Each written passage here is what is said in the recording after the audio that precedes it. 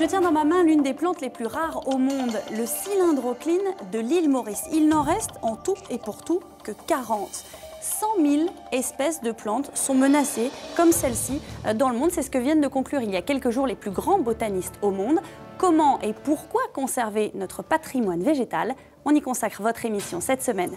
Au sommaire de cette émission, lorsque la plante est son propre ennemi, reportage en Nouvelle-Calédonie sur ces plantes invasives qui provoquent d'importantes nuisances pour la biodiversité ou quand la plante elle-même pose un problème environnemental.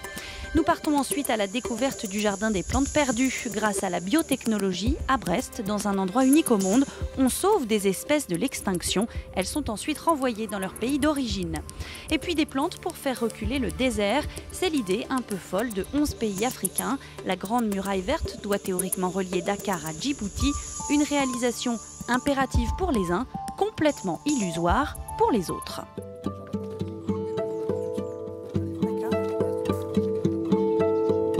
Alors là, on a une des raretés françaises, une des plantes les plus menacées. Oui, alors une plante qui est préservée dans son milieu naturel dans le golfe du Morbihan, dans la région de Carnac, que nous on cultive pour pouvoir avoir d'autres spécimens, et qui est là en situation d'hivernage pour le moment conservatoire. Elle ne paye pas de mine, cette plante, elle est toute petite. Pourquoi est-ce que finalement il faut la conserver? Parce que c'est une espèce vivante, comme toute chose existant sur Terre, elle a le droit d'exister. Je crois que tout le monde serait choqué d'apprendre qu'on ait le droit de brûler un Picasso. Le droit de laisser disparaître une espèce, c'est pas forcément mieux. Donc nous, on préserve.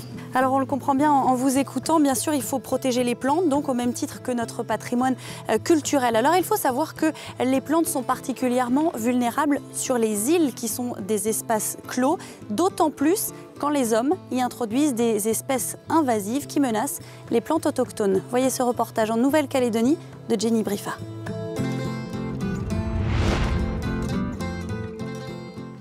Florian et Benoît ne sont pas en randonnée. S'ils sillonnent la forêt, c'est qu'ils sont à la recherche d'une plante particulièrement dangereuse pour la biodiversité de la Nouvelle-Calédonie. Ouais, c'est là-bas. La voilà, la fameuse plante, le Miconia. Originaire d'Amérique centrale, elle se propage très rapidement.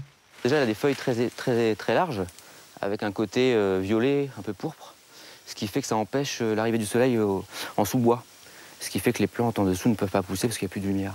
La flore néo-calédonienne est directement menacée. Seule solution, l'arrachage, car les plantes locales constituent un véritable trésor. Plus de 70% d'entre elles sont endémiques. Elles n'existent qu'en Nouvelle-Calédonie. Florian dirige le programme de lutte contre le Miconia. Sa principale cible, les plants en fleurs gorgés de semences. Il y en a juste avec un pied par an, on peut faire presque 1 million de graines. Et donc ces graines peuvent rester dans le sol pendant 20 ans avant de germer et de donner une nouvelle plante. Donc c'est vraiment une bombe à retardement. Voilà. L'éradication du Miconia est quasi impossible. Au mieux, on pourra limiter sa propagation. Problème, ce n'est pas la seule plante envahissante. On compte 200 espèces invasives sur l'archipel. On en trouve partout, jusqu'au rond-point du centre-ville de Nouméa. Ces herbes folles sont envahissantes, tout comme ces sortes de cactus qui pullulent sur le bord des routes avec les faux mimosas. Toutes ces plantes s'étendent au détriment des espèces locales. La meilleure solution, éviter l'entrée des plantes importées. À l'aéroport, les passagers sont accueillis par les agents de biosécurité. Dans les chaussures de randonnée, il y a la terre qui peut se coincer. Et la terre, ça peut véhiculer pas mal de graines de plantes envahissantes, ce genre de choses. D'accord. Vous n'avez pas ramassé des plantes, des graines, des feuilles, de la terre pour... Plus de 30 000 personnes sont fouillées chaque année par les services phytosanitaires. Qu'est-ce que c'est ça? Je ne sais même pas. Ça, c'est une bouture, ça. C'est pas de la panne de patate? Si. Ça, c'est interdit aussi. Ces plantes et ces graines seront saisies. On arrive à peu près à 1100, 1200 contrevenants par an. Ça fait un taux à peu près de 3%. On est dans une moyenne qui est à peu près équivalente à celle qu'on pourrait trouver en Nouvelle-Zélande ou en Australie. 49 des 100 espèces les plus envahissantes du monde sont présentes dans les territoires français d'outre-mer, comme la Nouvelle-Calédonie. Les espèces invasives y représentent la première cause de destruction de la biodiversité.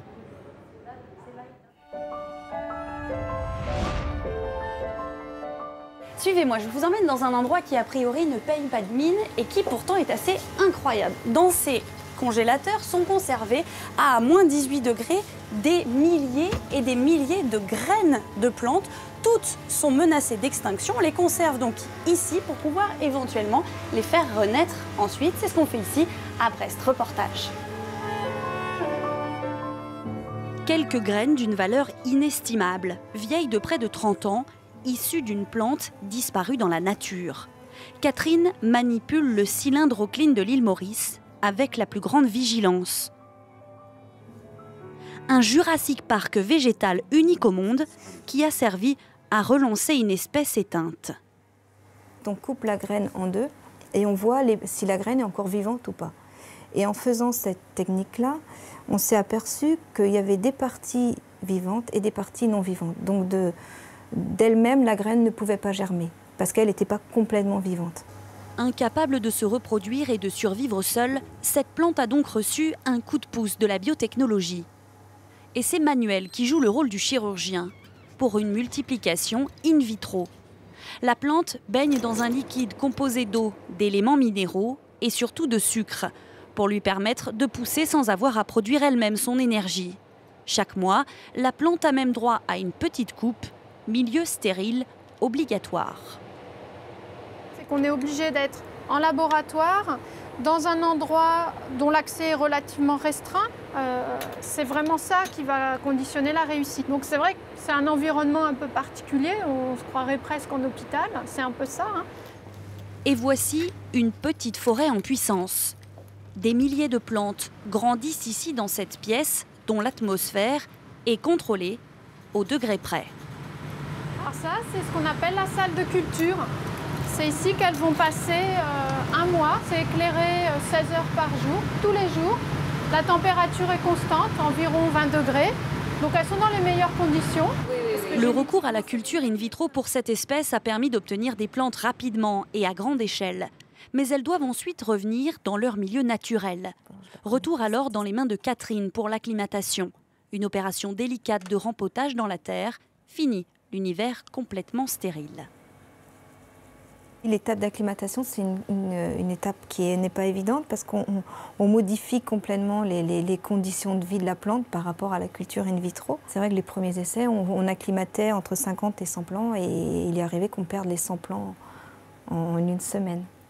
À l'origine, les forêts de l'île Maurice regorgeaient de plantes comme le cylindrocline. Une richesse végétale qui s'est tarie avec le temps et l'action des hommes, un patrimoine qui doit aujourd'hui renaître. D'où la collaboration récente avec ces botanistes français. Dans quelques jours, les pots de cylindrocline prendront l'avion direction l'île Maurice et tout est soigneusement contrôlé.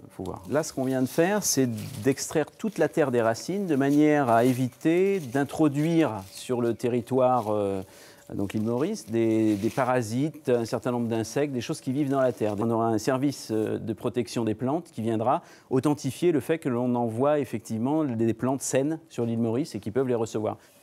Dernier déménagement pour le retour à la maison. Dans 6 mois, ces plantes seront réintroduites dans la nature. Voilà. Et ben on en envoie 2. Le lieu devrait être gardé secret pour préserver ce trésor végétal ressuscité.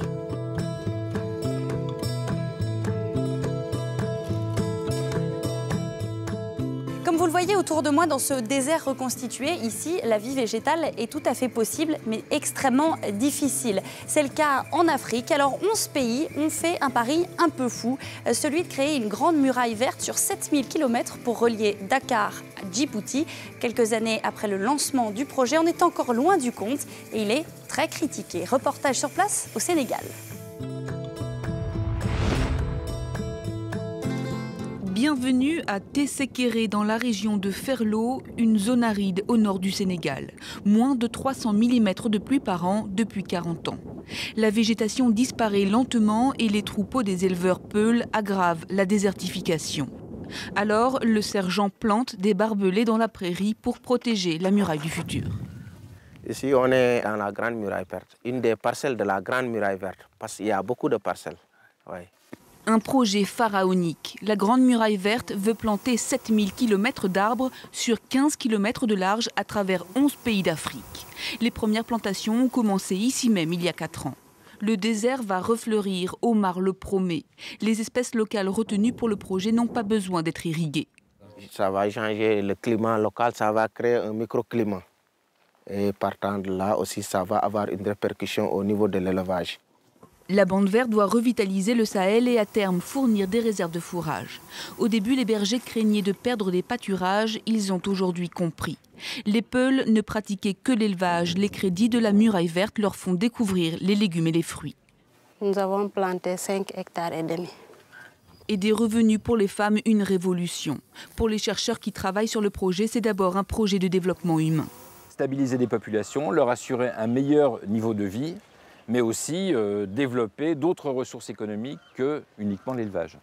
15 000 hectares ont été plantés, mis bout à bout, cela représente environ 5 km de la future muraille. Et c'est un autre projet colossal en cours. Les plus grands botanistes de la planète sont en train de répertorier toutes les plantes qui existent au monde. Un catalogue de 400 000 espèces qui devrait être prêt d'ici 2020 et disponible gratuitement sur Internet et pour aider notamment les spécialistes à assurer la survie des plantes. C'est la fin de cette émission. Merci d'avoir été avec nous et je vous retrouve très vite sur France 24. À bientôt.